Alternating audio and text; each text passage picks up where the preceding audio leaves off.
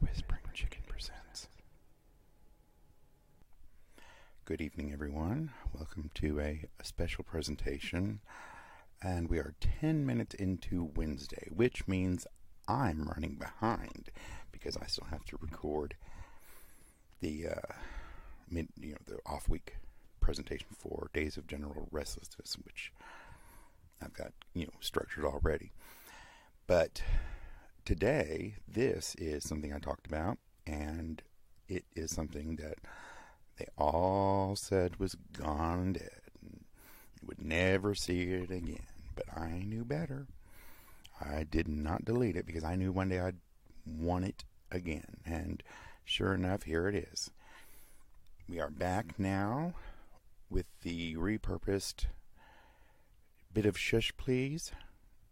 And as soon after this little musical interlude at the beginning, I will go into further detail. So enjoy.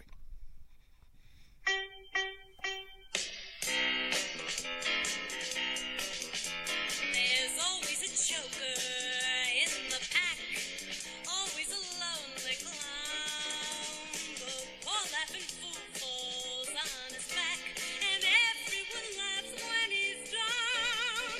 There's always a funny man in the game, but he's only funny by mistake. But everyone laughs at him just the same. They don't see his lonely heart break. They don't care as long as there is a jester, just a fool as foolish as he can be.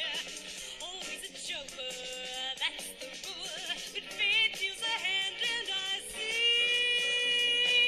the joker is me. Alright, that was the lovely Judith Tinsley with The Joker Is Me. Cute little song that they use for Kath and Kim. But the Australian version, not the American version. And I'm behind, like I said, but I brought that song just for this special pilot episode. And let's see, what have I got for notes? So yeah, I just brought it in for that, and everything else is going to be public domain music that I've fallen in love with, especially from the 20s to 40s. I got lost on YouTube for a while, but like I said, it's a special presentation, and it's the return of A Bit of Shush, Please, now even shushier. And in this pilot episode, I'm going to discuss how it's going to fit in, and it's coming back a little differently. I'm working things out because I mentioned on Monday's Fake Fiction that I was going to try to clean up my language in the fake fiction episodes, not my stories, because there's not really a whole lot of foul language in there, nothing really vulgar, but that's life. So I'm reflecting it. Like, I can remember when on soap operas they wouldn't even say bitch. Everything. Oh, she's such a witch. I just hated it. I'm like, come on. But they have a lot of religious people that watch soap operas, and even that baffles me.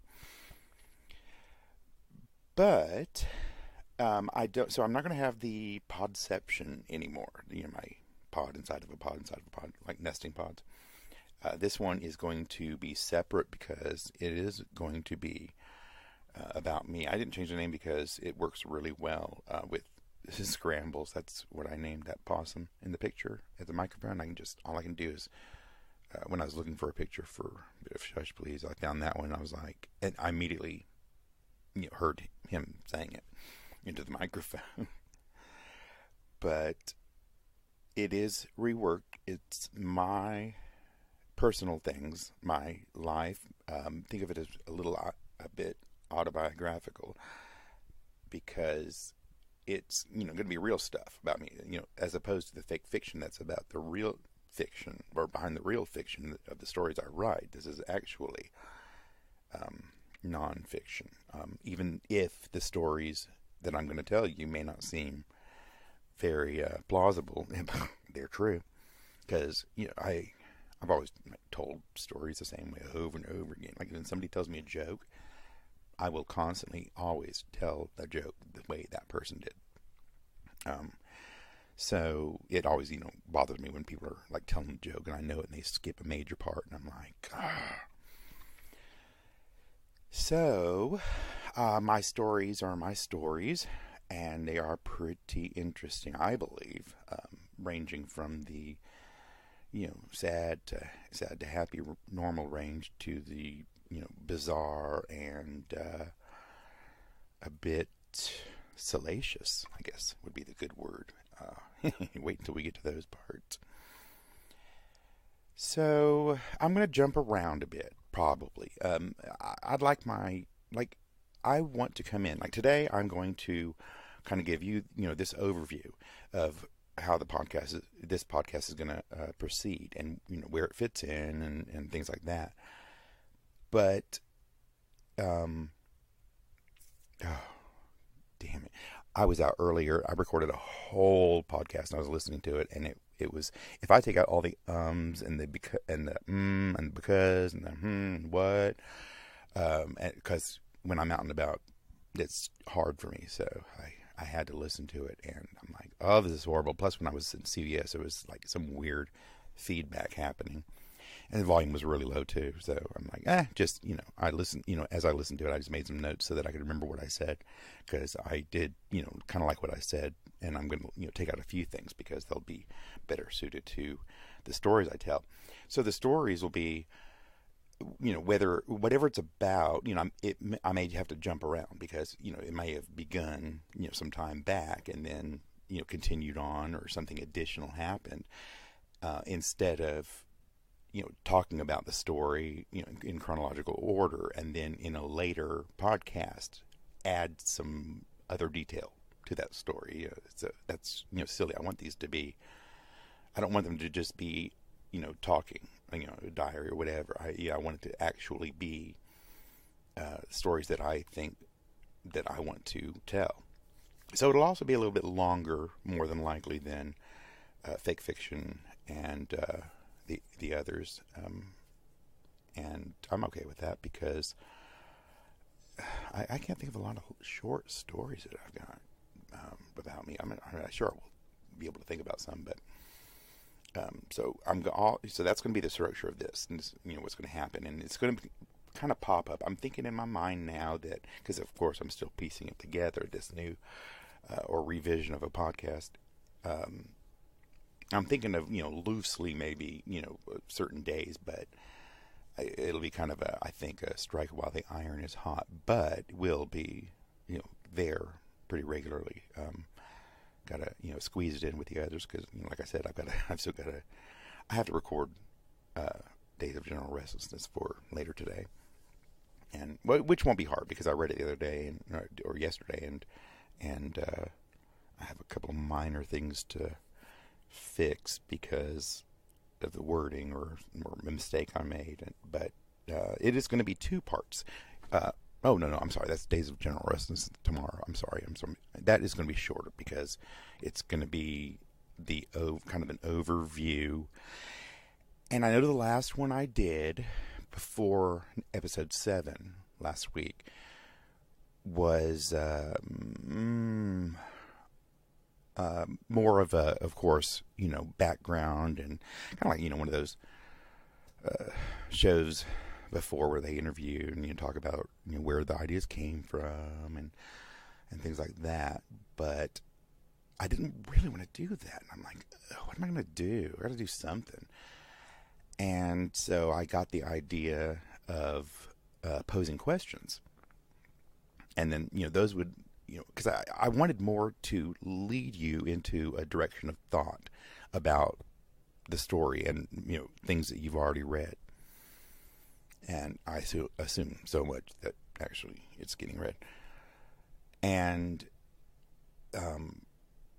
that way, it's kind of fun. And of course, immediately when I thought of a question in my head, I heard the theme to Soap, the 70s sitcom, the soap opera parody. And, they have that do do do do do do do do. So I heard that in my head, and so is Jessica going to find out that the baby isn't hers, or is Bert going to be released by the aliens to come home to Mary, or is Chester going to get out of or escape from prison with Dutch? Was that his name? Was that his name? Dutch? Yeah, I think so. It's been a long time. And I thought, that's fun. That'll be fun. So, of course, that necessitated me making a theme, because I've been going back and forth about this theme thing, and I keep dropping it and then devising another theme, because the first ones were behemoths. They were just way too long for a theme song. But I created one for tomorrow, or today, that is actually only it's short. I think it's 90 seconds, but I wanted to kind of sample that. Now, this is the thing about me making these theme songs. I loop, and that's what I do. I loop. I don't read music or whatever, and so those loops are great, and the writing lyrics part are not as hard as they would be for somebody who doesn't write. But it's taking so much time. I'm no musician. I got close, I think, on the keyboard, because this one will actually have me playing a little bit, just that do part. That's actually me. The rest of it's all background, some kind of ambient, and a little like clav and raindrops, and a little bit of bass, and some electronic. Because I chose 4 of those notes from the show, the Glockenspiel, so I didn't want to overpower that. But I'm really pleased with the way it came out, and if I'm gonna keep that one in my back pocket for if I ever do this question thing again, which I'm considering doing kind of regularly, because I think it's really fun. There's some changes in other podcasts coming too, but that's the one for that one. Other than that, though, I've got to drop the theme songs because it does take me so long. The musicians who are able to actually create music without having to rely on loops solely are very talented. So in that area, we all are in our own ways. But I might kind of I am getting better a little bit by little bit, like GarageBand. Like, I just found out how to adjust the length to fit your recording rather than, damn it, it stopped, and I had to extend it again. Now I know how to do that, but I think they still do have that like 30-something minute limit, so I'm not using it at this point for my podcast, because especially this one is going to cross that 35 minute mark, and a lot of the fake fictions, or a lot of the story ones do, not so much the fake fictions, but I'm just going to stick it with this, especially since I fixed the volume thing. Now I know. And the more you know. So that's about the theme thing. And I'm also going to, did I say clean up my language already, or did I just listen to that on my horrible version of this? Try to reduce the language in fake fiction. They can read. There'll be. I did just say this, didn't I? And so my fucking cussing is going to be right here, and this fucking podcast. But I'm not going to do that. That was gratuitous. So, to make a point. So if you don't like it, but this is about real life. So I'm just going to be me. Is what I'm going to do. Is be me. And speaking of, everybody in Missouri is going to be them. Now, certain things will not, though, because certain people's secrets are not my secrets to tell. And that's, been my philosophy, is that, I'm sorry, that's not my secret to tell. You have to talk to them. Now, if it's really juicy, I might find, one person to tell. I just got to tell somebody. But a lot of times, since about mid 2000 or mid 2000s, early the first decade, I now have a friend who we're in different states, so it's nothing. We actually have somebody for an outlet to share either secrets or news or whatever, because neither one of us have anybody related or or connected to the other person to tell. So that's pretty safe. But in general, I would say probably 98% of the time, you're going to hear. I'm either going to give the name or I'm going to omit it completely. So, or maybe I'll come up with a clever alternative, like instead of Donna, it can be Jonna, and that's just clever. But that's what I did on my original soaps that I was writing, but that was in the religious times. But it was silly, and I was a teenager, and I'm about 15, 16. And so that jumping around will not be a rambling jumping around. It's going to be jumping around only if it's necessary for the story. I'm not going to be like go on a side tangent. And then there might be times where I have time for two stories or something. Like I'm hoping, if I've got time, I don't know if I'm not going to tell a little story, because what I'm going to do next is give you a bit of a base coat for who I am, and kind of the bits and bobs about my family and my friends. And I'm sorry, that was my husband text me. Apparently it's slow.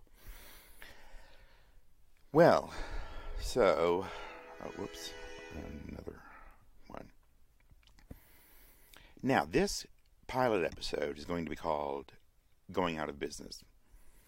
And it's going to be a little backwards, because the next one, which will be the actual first episode, where it won't be like this, me telling you what's coming. It'll be there. And I'm going to use probably the title, The Joker. Like the song, Joker is me. And that might seem a little backwards, but I was using the song for the pilot episode because I, wanted it there. Pilot episodes are always a little different anyway, and sometimes they make changes. So that's going to be what I'm, calling it. Plus, I don't want to jinx anything, but I'm hoping that it'll also, fly by under the radar. And then I can, I'll start using either something of mine or public domain. Yes, I'm not going to do happy birthday, I promise. So going out of business, yeah, I thought that was a good idea for a title for an autobiography, because I am. Sheridan's going out of business more than ever, so that's why it will. I don't know if it's the tagline or the basic description first when I'm submitting the podcast, and before a detailed description. And now it's just for Bit of Shush Please, is always going to say the Going Out of Business podcast. And then, I kind of got the idea from those. Actually, it was a Murder, She Wrote episode where the guy had one of his furniture stores where he'd been going out of business for, decades since the day he opened. And it worked for him. He sold a lot. And I think he might have been the killer, too. I don't remember. Usually the guest stars are on those shows, or they get killed. And, so the randomness will be kind of random. I'm going to try to, figure out a structure, but it all depends on, I got to make a list of different, topics and subjects and stories about myself, and things around me, because I've seen things, I've heard things, I've felt things, and some of it's interesting, and some of it's scary, and some of it's funny, and some of it's dirty, but that's life. Now,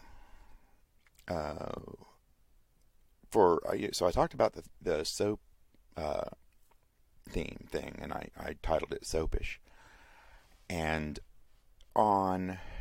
if you'll notice, on last week's trailer for Slumberguard 2, which I think I said is going to be 2 parts, not 3, so that's good.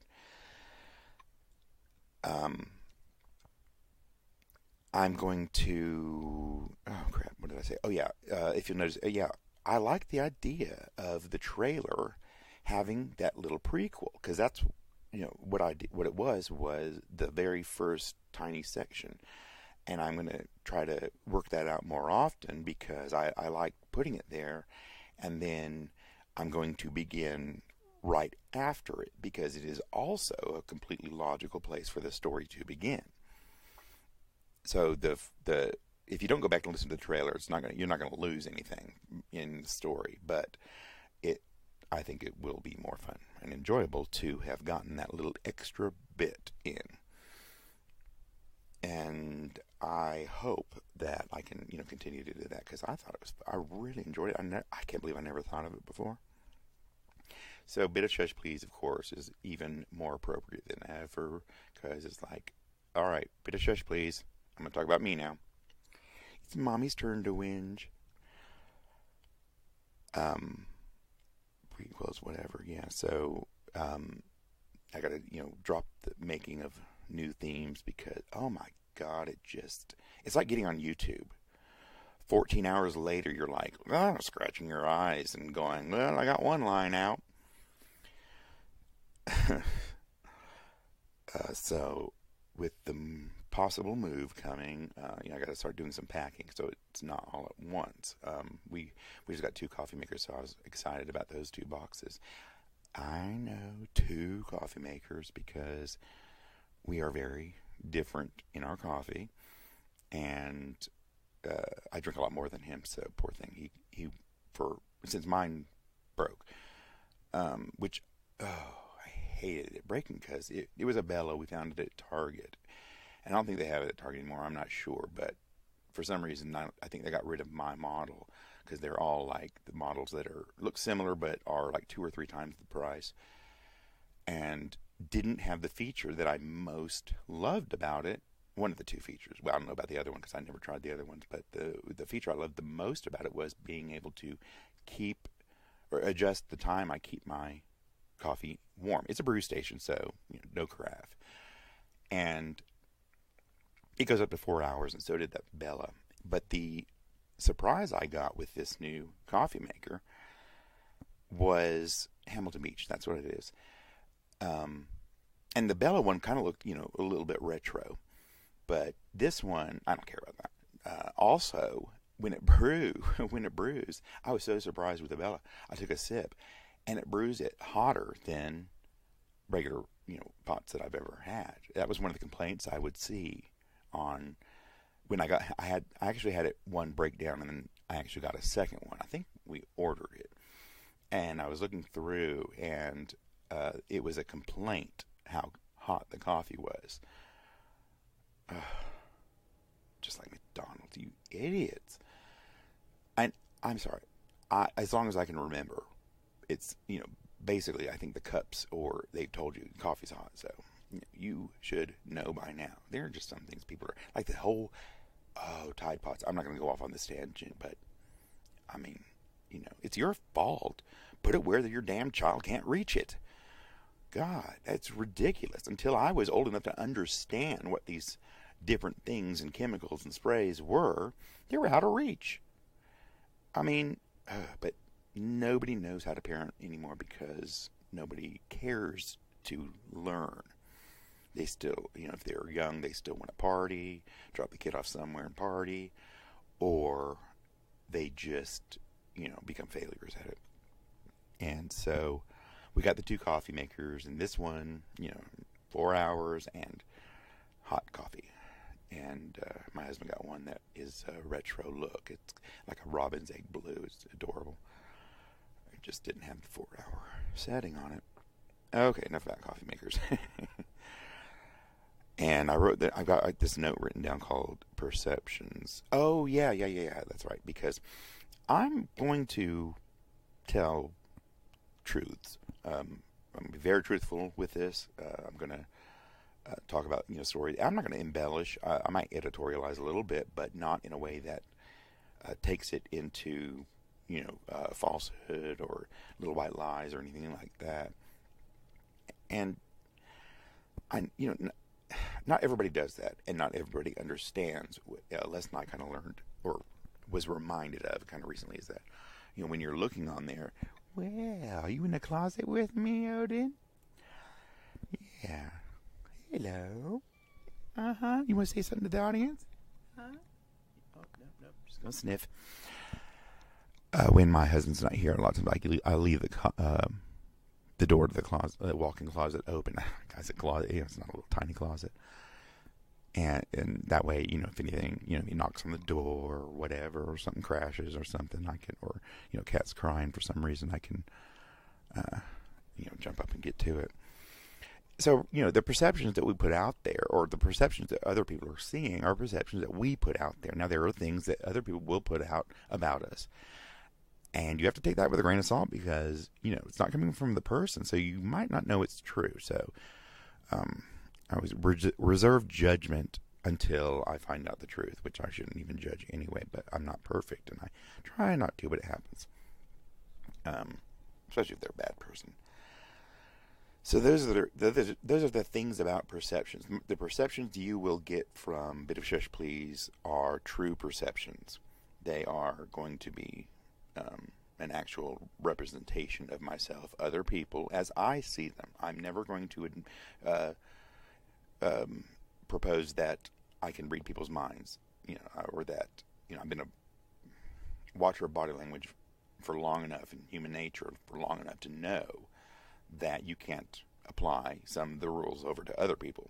You have to, kind of get to know them to see what they're all about. But, so you're going to get, real stuff here. I'm not going to sugarcoat or leave important information out. And in some cases, it's going to be a little hurtful to me to say some things, and it's going to be a little hurtful to some other for some other people to say, for me to say things. But that's really not my problem. The criminal lifestyle, of course, is especially one that they put out false perceptions. Like if somebody coming to the door, I need to check your water meter. You've got that perception of who they might be, but you can't blindly accept what they are telling you anymore. Worse and worse and worse. And the criminal lifestyle is just, the worst. And I said it before. If I've said it once, I've said it at least 3 times. That if they put half that energy into doing something legal, they'd probably be millionaires. And I was a club kid in the 90s, and I was in the thick of it. Not criminal as in, robbery or grand theft or theft or anything like that. It was, drug use, and I wasn't ever a dealer, but I just so happened to have this period of time for a couple of years where I would, go out on a date with somebody and find out he was a dealer.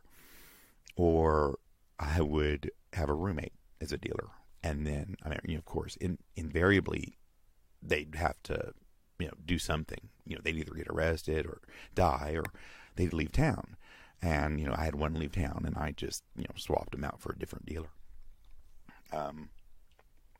And that's, it's not a fun lifestyle. You can trick yourself into thinking it's a fun lifestyle because of the period of time that, the drugs feel good or your drinking feels good, if that's what you do. That's why for me it was always usually about the dancing, drugs or not. And although I did better with drugs, but, I left all that behind because of, the intense sadness that came from that type of life. Sometimes the loneliness, coming down and not having any pot to help, ease the pain, or, seeing, friends die, or, like I said, getting arrested again, or, losing all your money in an instant, or like what happened to me one time, coming home from the bar at noon. It was a 24-hour bar, a club actually, and it was noon, and my dealer roommate was just frantic, and I'm like, oh Lord, what have I walked into? And what I walked into was us having to pack and leave by 5 o'clock because the landlord found out he was a dealer and kicked us out. So we had 5 hours, and we did it. But that's because we were partiers and we hardly had anything. So again, that's another thing. a lot of them don't have a lot of stuff, or they get stuff stolen. But it's just a lot of lonely times, and then periods where you start to get older, and maybe you're ill, or you're just not the same. Brain damage maybe, or other health issues, or you find yourself in a place where, what am I going to do for a place to live? I have no money, I have no credit, and then of course, what am I going to do when I get older and become a senior citizen? Because I'm not putting anything into the system for me to get back as a retirement. But many, many, many ways. So you can talk it up all you want, but if you are all messed up and spending hours or days online trying to find somebody, oh, this isn't working, I think I'll make this other profile, and then suddenly you don't know how many profiles you've got, and you're having to check them all, and then people lose interest because you don't answer back for a while, and it's just there's a lot of things about this that will come out in a different story, but it's a sad life. It really is a sad life. And I, of course, also if there's other things involved, being gay men and, the young guys at the clubs, what happens when suddenly you get to your 30s and you start worrying, and then you hit 40 and boom, you just aren't worth as much anymore. You're not as pretty as you used to be. So, or you're tired all the time. I really feel bad for them, but not really all that bad, because of some that have spoiled that for me. And then there are some that it actually makes me laugh, because they brought it upon themselves, and I told you, even though I don't tell them, because maybe in a roundabout way, maybe they listen to this podcast, but so I almost got hit by a scooter the other day, one of those newer ones that are all over the place, Lime, and Uber has one now in a Lyft, and he hit my arm, and I fussed at him about it, and he was a young guy, I would say probably old enough to drive, and he just turned around and started, and it was not the right day, and I'm flipping him off and fucking cussing him out, and he starts coming back to me with the scooter, and with his, and I'm just like, what, come on, whatever, you fucker. And I get out my phone, go, oh, what, are you gonna get out your phone now? Because he had to narrate what was happening, because he couldn't think of anything to say. And at one point he was like, told my husband, you better calm your boyfriend down. And I love it when you think of things afterwards, because I would have been like, this is my husband of 12 years, what have you got? So yeah, he came fussing back, and I pulled out my phone, of course, and I was recording him. I said, yeah, I did pull it out. I'm recording you right now. And then I, clicked the phone, and he goes, oh, what are you going to do now? Call the police? And I already dialed 911. I lifted it in my ear. I said, I sure am. And he just kept on yelling. Well, a car pulled onto the side, because this had no bearing on it whatsoever. But, he was a young African-American guy going by, and I don't understand the feeling of what it would be like to get pulled over, as an African American. There's certain things I can understand about, being gay, but, gay isn't on my skin. And, I'm just, and I'm talking to the woman on 911, and an African American woman pulled up in the sidewalk on a busy road, Peachtree Road, in a very busy area of Peachtree Road, across the street from the hospital. And she pulled over, and she was telling him to walk away. And I was like, and, my husband's sitting there, trying to pull my arm too, just walk away. And then I think he got what she was saying, because he, turned and left. And, I was like, I understand the cop thing, but I was reacting to him. So, yeah, I don't care who it was. It could be a woman. I don't care. It could be a kid. I would just, change the language. So, didn't your mommy teach you any better? I should have said that to him too, but yeah, and it was ridiculous, because, we were walking and, just kind of slowly. So I was almost at a standstill and he's zipping down the sidewalk and I don't even, I don't even know he's right up on me until he's right up on me. And when he's right up on me is when he says something. So he was very much in the wrong. And there was no need for him to turn around because I've never been in a fight in my life. I mean, physical. There's no need for it. It doesn't solve anything. And if you're so touchy that words cause you to punch, then maybe you don't need to be going out in public because sticks and stones. So yeah, that was kind of interesting. With I'm not calling him a criminal, but I really don't know what got me onto that. All right, so I'm going to move on. Yeah, I've seen things. I'm going to give you now, I've got, this is pretty good, 36 minutes. I'm going to be able to, I'm editing some of the stuff I said because I'm going to use it, like I said. But I'm going to kind of give you a brief overview of me because I really don't do that in the other ones because they center around my stories or fake fiction background of my stories. And now I'll be able to keep it focused on that because everything else will come here on Bit of Shush, please.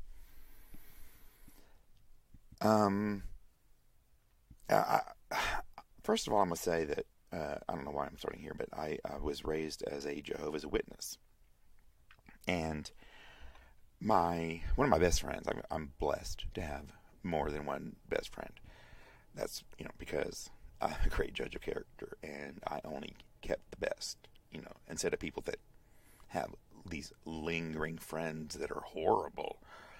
But they just want to, be able to say, oh, I got so many friends. Really? Are they your friends? Especially the Facebook ones. Really? And like, having to do with a story that's going to come eventually. I was telling a friend of mine on Facebook about, right before I got off, I'm off, there, I can't deal with those people. And I told him about something that guy had done. And he already knew, but I just happened to find him on his friends list. And he goes, yeah, he looks kind of familiar. Yeah, great friend, isn't he? Yeah. The numbers don't mean nothing. Especially if you haven't ever even met them, talked to them on the phone, or remember who the hell they are. But I'm blessed. And Donna is the one I've been blessed with the longest. I think we were about 12 or so when we moved congregations because there weren't very many kids my age in our congregation.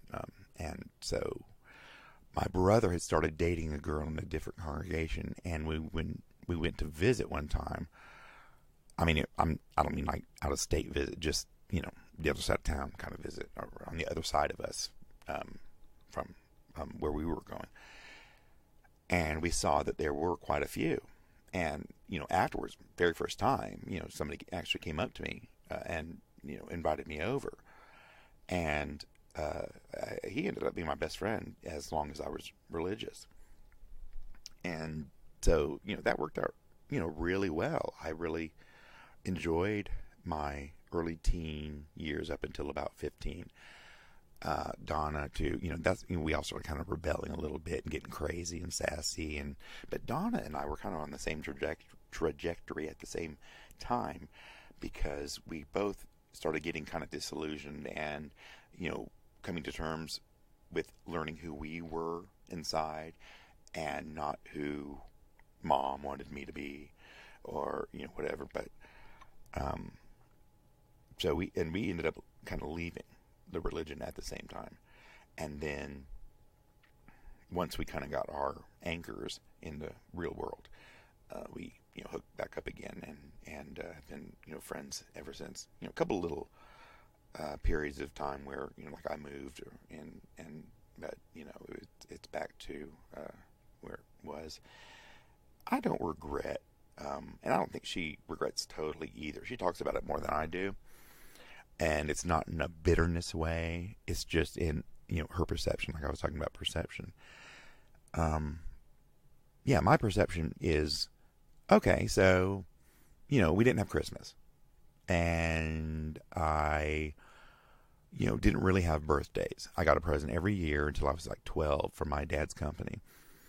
And my dad wasn't religious at all. So there was a balance. Like when I got to the age where I said, I don't feel like going today because of, dad being there, he'd be like, well, don't make him go if he doesn't want to. So that was a good thing for, me to be able to have a contrast from the religious environment in order to, discover myself in a psychological way. But what I prefer to take from it are the life lessons, because, I never miss Christmas because I never had it. And I used to say, I got presents all year round. Sorry. No, November, I'd get presents, and you wouldn't because it's too close to Christmas. So it didn't bother me any. And it only bothered me after I left, and I found that when you became an adult, nobody cared about Christmas unless it was for themselves or their children, which is ridiculous. I mean, I am, totally not on board with, we can't have a good Christmas this year because we don't have money for presents. Oh, that is one of the most idiotic things ever. Because you're teaching your children the exact opposite of what Christmas is supposed to be about. Which really, it's, that's even misappropriated because almost everything attached. I'm not going on a soapbox here, but you can do the research. Almost everything attached, including the tree, Santa Claus, giving presents, all that, began with pagan holidays and pagan origins, just like Easter. It was a fertility festival. So winter solstice, around Christmas. And so everything was pagan to begin with. So, you can get off your high horse about being a Christian, especially when you're not acting like a Christian. But so I don't have the regrets because I learned really good life lessons, doing to others. I didn't end up being, a killer, a rapist, or a pedophile. Despite one time my mother told me that my brother said that I was a pedophile. He just pulls shit out of his head or out of the air. Out of his head for me or about me. He's always hated me. I hate him too. But he's always hated me because he thinks that I've stolen people from him out of his life. And I don't have that power. Sorry. Think to yourself why they don't want to be around you. He's always been miserable. My first memory of him is horrible. And I only have one good memory. And I'm 49. And he's over 60 now. My brothers are 10, 11, and 12 years older than me, which is a good way for me to segue into that bit of my background. I was born in Los Angeles, and we lived there until I was 5. I've got a lot of memories during that time, and I think a lot of that has to do with my mother getting me into reading and teaching, and I'll get to in a moment how she did that for 2 of my brothers. But I do credit her for that because I love to read, and her, getting me started. Like, I can remember being like 4 years old and memorizing the first 5 books of the Bible, and which to this day I still remember is called the Pentateuch, and see Genesis, Exodus, Leviticus, Numbers, Deuteronomy. I can still remember them, and she taught me how to spell all of them. I started kindergarten when I was 4. I think that kind of helped jumpstart memories and things like that. But I do have a memory I'll go into more in a psychological cast about an earlier memory than 4 even. But when we were 5, because we all aged the same. When I was 5, we moved to Atlanta. I was very sad about it because I was 5 and that's all I knew. And when we got here, it was like, oh my God, because we had like an acre of yard and the house was split level. And, Los Angeles, you've got little ranch houses and on almost smaller plots of land. 4-foot driveway, you can reach out the window, your neighbor can reach out the window, and you can shake hands. Little backyard, which didn't stop them from building a pigeon coop to raise pigeons. I don't know where that came from, but it was fun. I enjoyed it. My first pet was a white pigeon named Snowball that my neighbor killed with a BB gun. So we moved to Atlanta, and I got out of the car and just ran through the overgrown grass just all around the house. And by the time I came back around, my feet up to my ankles were covered with fire ants. That was painful. So, I adjusted pretty quickly. I mean, I got out of that car and I was already loving life. Stairs in my house. Oh, what kind of Rockefellers were we now? Hardwood floors, which we didn't have before. I'm real hardwood floors, not what's going on these days. Well, I mean, there's still real hardwood floors, but these were, gorgeous. And, oh God, they were refinished so many times. My mom, kind of like me, I rearrange stuff all the time, and I think I got that from my mom. But she would also, go to the step of, painting or wallpapering or changing carpet. Carpet to hardwood, hardwood to carpet. It just so many different variations over the years. But it, she'd get bored with the way it was, and needed something to do, and that's a lot more productive than some things. Well, I said my brothers are 10, 11, and 12 years older than me. That's why, for a long time, my nickname was Boo Boo. Now, when I figured out what that meant, I didn't like it, but Mom had to tell me that it was a good thing because they didn't think that Dad could have any more children. So when the surprise happened, it was a good boo-boo. And okay, that was okay. But I was already old enough to get, be out of that nickname anyway. So I know it was a few years later when I finally added up the fact that Mom was pregnant when they got married. Oh, hello, Gypsy. So you can be in to visit me in the closet. Now, I've already talked about my oldest brother, Rick, being an asshole, because he is. He's miserable. He's only happy if he's making somebody else miserable. But that's his own fault. I've long since tried or stopped trying to repair anything there. It's not going to happen, especially given the events around the funeral, which will be a podcast coming up soon, because that's quite a story. Believe me. See, I was going to write that. I was going to write a lot of this stuff, and I'm like, I don't know what format I can put this in, because I don't really care much for biographies or autobiographies. I love George Burns' one about Gracie, because I love Burns and Allen. It was a beautiful book, but in general, I don't, unless it's like a funny one, Ellen DeGeneres or Fanny Flagg, something like that. I don't think Fanny Flagg writes biographies, though. Anyway, so I'm trying to figure out how I'm going to, put this together into a story, book, or whatever. And who's going to want to read an autobiography about me? So I'd probably sell, maybe 5 copies. And,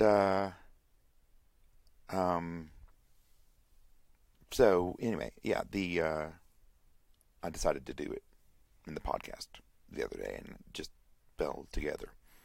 Now, my 2 middle brothers, 10 and 11 years older than me, Tim and Ron, respectively, 10 and 11 years older than me, both of them are deaf. Now, Ron lost his hearing. The doctor said he was either born deaf or he lost it within the first few months. Tim was 2, I believe. It was either 2 or 3. I'm pretty sure it was 2 when he lost his hearing. Now, he had that advantage of having heard speech, and things like that. So he did, have a little bit of a easier time than Ron. But here's where I go back to Mom, because she taught them. Now, when we moved here, there was only one school for the deaf, and at that time, sign language was signing in exact English, which is just what it says on the tin. word for word. You sign. I didn't learn a lot of signs because I didn't have to. My brothers, I could understand them, perfectly well, thanks to my mother, and them, hard work on their part too. And also, Mom taught them how to lip read. So there was not a problem, with communication. She taught them how to write, letters and things like that, correspondence, whether it's, business-wise or, job or anything, really. Because, ever since they have changed to American Sign Language, ASL, which is signing more the gist of it. Now, that's good, for speed. But, I have, encountered written things from people who know ASL and have not had the benefit of being taught how to also read, speak, write English, proper English, or I should say proper American, because American's not English. It's a bastardized version. Well, she taught them all that, and ASL came along, and I really felt bad because, how are they going to communicate with people? They're going to have a lot of difficulty in life communicating with people. So I didn't think it was right, but whatever, that's their thing. I got to respect that. It makes me feel sad that they may miss out on some things because of communication. People, a lot of people think that deaf people are dumb. And speaking of the word dumb, they used to use that for, mute. And I remember one day a guy came up to our door and rang the doorbell, and he had a little card with him. And on it he says, I'm, deaf and dumb and looking for, need some money or whatever. I think he might have even said small jobs or something. So Mom went and got Tim. And Tim talked to him and kind of schooled him on using the word dumb. Because he said, I'm deaf and I'm not dumb. They don't go hand in hand. But by that point also, so get this, early 20s, mid 20s, and my two deaf brothers, well, Rick had already done this, but that, who cares? But my two deaf brothers had their own business. They did, oh gosh, it was in the contracting business, so we all know how that is, with slow times. But yeah, painting, carpet laying. Ron did carpet laying. Tim eventually got a machine to clean carpets. Mom got good at wallpapering, so she would go on jobs with them, and that's how we ended up having our house re-wallpapered every few months. Hanging cabinets, all sorts, just, all that sort of stuff to work with builders of a house or homeowners that want stuff done. So he, kind of, I don't know if that guy liked it or not. Hopefully he took something good away from it, because otherwise, we're just left thinking that he's just lazy. And I don't want to think that. I'd rather think that he was in a bad situation and found the right house to get some help or advice. So yeah, that's them. They, it's like, to me, I never hardly really thought about them being deaf, except that they could walk away from an argument a lot easier than I could. It would make me so fucking mad. I think one time Tim even took his hearing aid out so he couldn't hear me. Now Ron, without his hearing aid, he couldn't hear at all, but Tim could a little bit, and Ron really did well with his speech, having less hearing than Tim.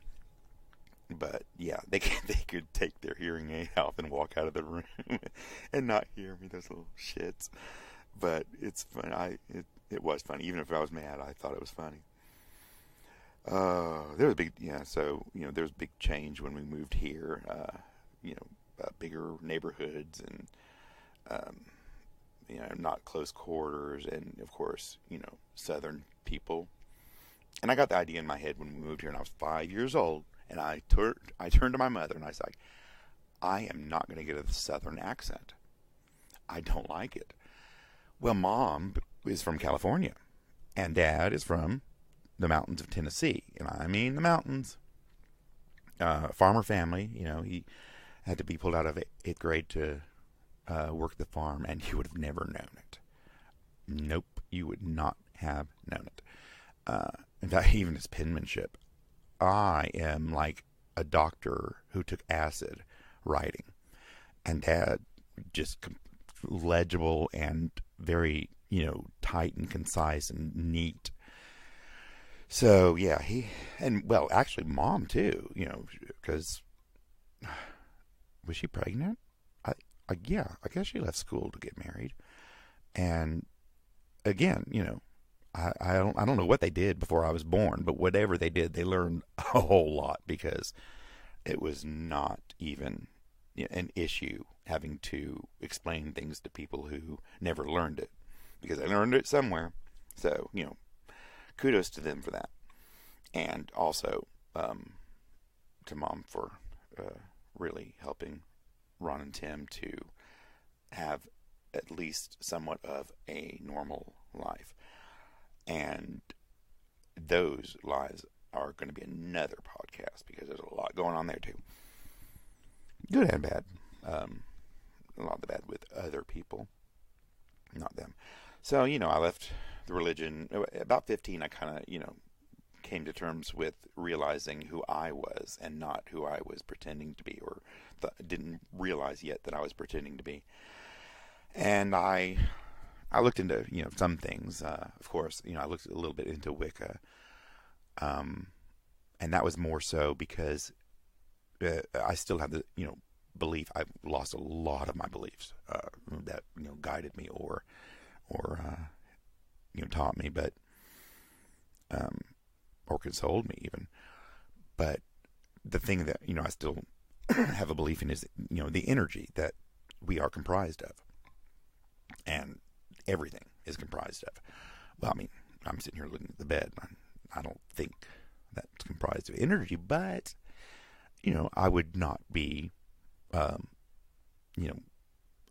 all surprised if, some of our energy leaked in there. But, the scientists talk about how there is always the same amount of energy in the universe. And I have a love-hate relationship with scientists because of the aspect of creating solutions to solve their questions their way. And of course, certain things that they can't know. I'm sorry. Yes, they do carbon dating. And I'm just going to use this as an example. And, one of the first examples that kind of made me, think that was how, I think it wasn't the Neanderthal. It might have been the Australopithecus. Oh, God, I haven't said that word in a long time. Anyway, early man. I think it was Neanderthal, Cro-Magnon maybe. And they constructed, this is how they looked. And they constructed the entire head and face from a jawbone. A part of a jawbone, in fact. And I'm like, okay, from now on, it's grain of salt time with the scientists, because how the hell do you know what the nose looked like from the fucking jaw? Sorry. And then carbon dating. You created carbon dating to do what you wanted it to do. So how do you know it's true? This rock, 5 million years old? Okay. Where's the 5 million year old person to say, oh, that was my favorite rock? So I'm not saying it's not true. I'm just saying it's mostly theory. And I don't like it when people push theories as absolute truths. So, suck it on that aspect, but, thank you for, a lot of things like aqueducts and getting to the moon, and also, other things that are real, and oh my goodness, this is now longer than the original one, but it's also a lot less like that, and ands and because anyway, and I even cut some stuff out, but it's less mind wandering, which I do a lot when I'm out of the house recording, so I gotta stop that for sure.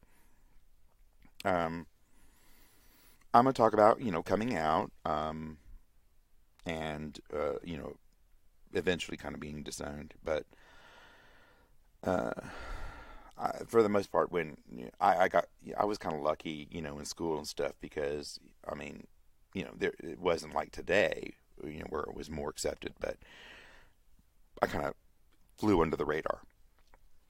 My whole school, I flew under the radar, and going along with the not having a Southern accent, because I only drew speech from my mother or teachers that did not have a Southern accent. So that's how I got what some people call a cosmopolitan accent. I'm hard to place where I'm from. But also because of flying under the radar, it did the same for, I hate to say this, but, gay talk, the gay thing, the feminine type, talking, which I'm not knocking at all. Everybody has their own personality traits, but I didn't want it. In those times, who would, because it would, could be harmful. So I kept that out of the way. Now, if I get really excited or really tired or really drunk, both will come out, the Southern and the gay. But I think I've done a pretty good job, and kept myself safe during those years. And I'll talk about coming out with Mom, and of course, her big issue one of her big issues has always been duplicity, and she was diagnosed manic depressive, or not manic depressive, yeah, that's now called bipolar. I hate when they change the names of things. Multiple personality disorder, which is now dissociative identity disorder. So that could be where the duplicity comes in, but I also think that she's susceptible to suggestion, and so if somebody told her that, it was truth. But I wouldn't, I didn't fault her for, going along with it, whether it's true or not, because there were problems, and I inherited some of that from her, like the bipolar. But why are you going to beat down somebody having troubles, depression troubles, psychological troubles, just because they're using a different diagnosis? I mean, come on, just let them be, okay? Let them, or help them. Don't just let them be, help them. But, so with her, living a lie is okay, because, oh yeah, I was okay, I'm gay, you're still my son, whatever. When I began acting on it, that she knew of, because I kind of shielded them, growing up. Knew a lot of people that would, just broadcast it and, around their parents, and it would be very inappropriate. Not just the fact that, talking about being gay, but actually talking about sexuality in front of as if they were flaunting it. And so I was like, Mom, I protected you from all that for years. And I don't get it, because why would they want to hear about my sex life? I don't want to hear about their sex life. Being gay, that's one thing, but being gay is not sex. So that's part of it, but that's a part of life. Part of heterosexual, part of bisexual, part of lesbian, part of it all. Even the animal kingdom. So don't, make it all about that, because,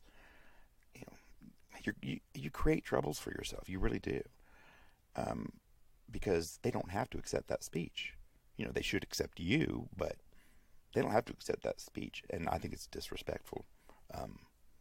Talk to your friends like that, get some therapy or something, but it's not going to be easier to connect with them as who you are when you're making them constantly uncomfortable. So I talked about my voice and my mom's fluid opinions, and that's, I think, about it. I'm going to do a studio tour here soon. I've been talking about it, but I finally cleaned my studio today, so I'll be doing that here this week. I have got to, so here we are. It's been an hour, and I've still got to work out tomorrow's Days of General Restlessness with the soap questions, which is going to be fun. I may just do it tomorrow. I'm starting to wear down. Oh, I took a hefty nap today. We did, actually. That was nice. I love you. No, not you, Scott. So here we go. I'm going to wrap it up because that's all I had to talk about. That's me in a nutshell for a base coat, and I'll be filling in a lot of blanks. And I think you might actually like the stories or be entertained. So I'm going to close out and tell everybody have a great week. See you tomorrow today and then Friday. Oh, for the beginning of Slumberguard 2. Oh, gift shop. When I read it again, I forgot some things. You're going to love it, I think. Rena, Colleen, you're going to love it. So, yeah, I guess that's it. Here I go. I'll let you have at it and close out with the Joker.